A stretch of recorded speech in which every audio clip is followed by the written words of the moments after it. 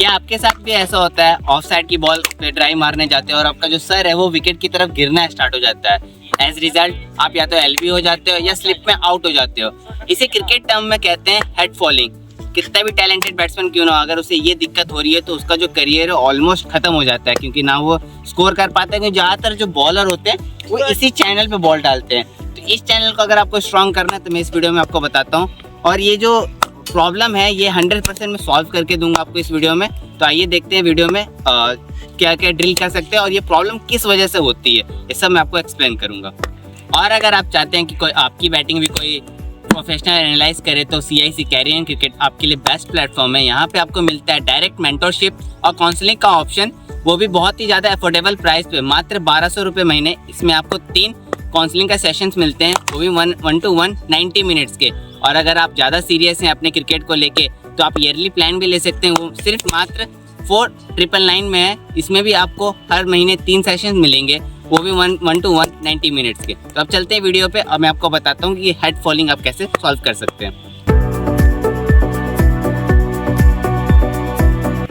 अब आते हैं मुद्दे पे कि सर गिरता क्यों है। इसके 3 बड़े रीजन होते हैं। पहला रीजन है ओवर बैलेंसिंग।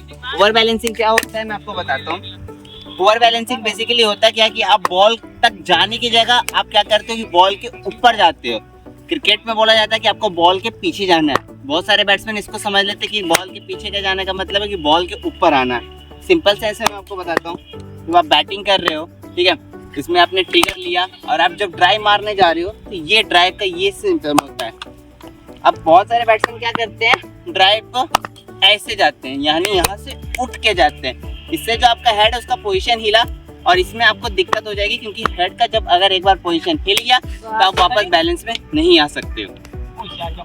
सेकंड रीजन है शोल्डर का अलाइनमेंट। अब शोल्डर का अलाइनमेंट कैसे रहता है मैं आपको बताता हूँ। शोल्डर का अलाइनमेंट में होता क्या कि जो आपका जो शोल्डर है, जो दोनों शोल्डर है वो बॉलर की तरफ फेस करना चाहिए। बहुत सारे बैट्समैन ये सोचते हैं कि उनका जो फ्रंट शोल्डर है, जैसे मैं राइटी बैट्समैन हूँ, मेरा जो लेफ्ट शोल्डर है उसी को सिर्फ बॉलर की तरफ फेस करना जरूरी नहीं, जो मेरा बैक शोल्डर है वो भी सेम लाइन में रहना बहुत जरूरी है। बहुतों बैट्समैन का मैंने देखा है कि उनका जो ये पीछे वाला जो शोल्डर होता है वो खुला रह जाता है। मैं आपको करके दिखा दूं, जैसे ये होना चाहिए आपका ये शोल्डर एक लाइन में। बहुतों का क्या होता है कि ये शोल्डर या तो ऐसे हो जाता है या ये ऐसे रहता है, इसको बंद कर देते हैं बहुत सारे बैट्समैन। ये बहुत ज्यादा गलत बात है। इससे होता क्या है कि जब आप इसको ऐसे करोगे तो आपका जो हेड है वो भी थोड़ा सा ऐसे जाएगा। जब आप इसको ऐसे कर दोगे जो आपका हेड है वो बंद हो जाएगा, तो आपको सही तरह से बॉल को जज करने में बहुत ज्यादा दिक्कत होगा। आपका तीसरा रीजन है आपका फुटवर्क। अब फुटवर्क कैसे रीजन बन जाता है, बहुत सारे आजकल के बैट्समैन क्या हो रहा है वो ओपन स्टांस में खेलना स्टार्ट कर रहे हैं। तो ओपन स्टांस में खेलने की वजह से क्या होता है, उनका जो फ्रंट लेग होता है, जैसे मैं राइटी हूँ तो मेरा जो लेफ्ट लेग है वो थोड़ा सा बाहर रहता है। बाहर की वजह से जब आप ट्रिगर लेते हो, ट्रिगर लिए अंदर आए, उसके बाद आप जब ड्राइव लेंथ की बॉल पे आपको लगता है कि आपका जो पैर है वो ड्राइव लेंथ तक पहुंच गया, ऐसा नहीं होता है। आपका जो पैर है वो अभी मिडिल स्टंप पे ही है।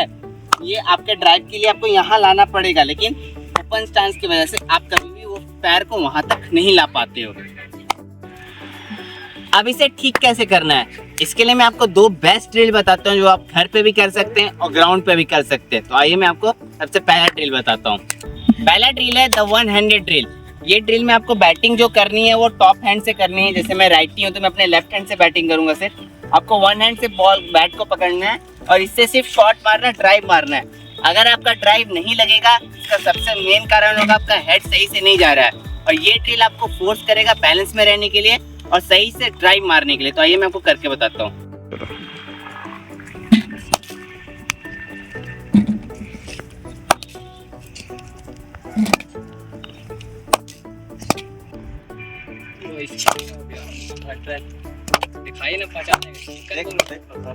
सेकंड ड्रिल है कोन ड्रिल। इसमें आपको क्या करना है, आप अपने स्टांस में जब आप खड़े हो जाएंगे, जहाँ पे आपका ड्राइव लेंथ होता है वहाँ पे आपको एक कोन रखना है और उसके ऊपर एक बॉल रखना है। कोन आपको अपने टो के एकदम पास में रखना है जहाँ से आप ड्राइव मार सकते हैं। और इसमें आपको क्या ट्राई करना है, इसमें आपको ट्राई क्या करना है, जहाँ आपका टो रहेगा उसके एकदम एक सेंटर एक लाइन खड़ी कर दूं तो आपका जो नोज है वो वहीं रहना चाहिए।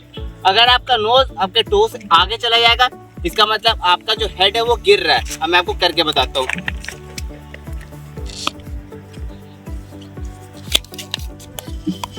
एकदम एक लाइन में रहना चाहिए। ये जो टो है, ये जो नो है, वो एक लाइन में रहेगा। अगर ये आगे गया यानी आपका जो पूरा बॉडी वेट है वो पीछे आगे गिर जाएगा।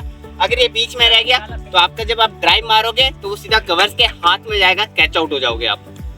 एक pro tip, where your head goes your body follows. इसका मतलब जहां भी आपका हेड जाएगा, जो सबसे भारी पार्ट होता है आपका बॉडी का वो हेड होता है, ये जहां भी जाएगा आपका जो बॉडी है वो ऑटोमेटिकली उसी की तरफ जाएगा।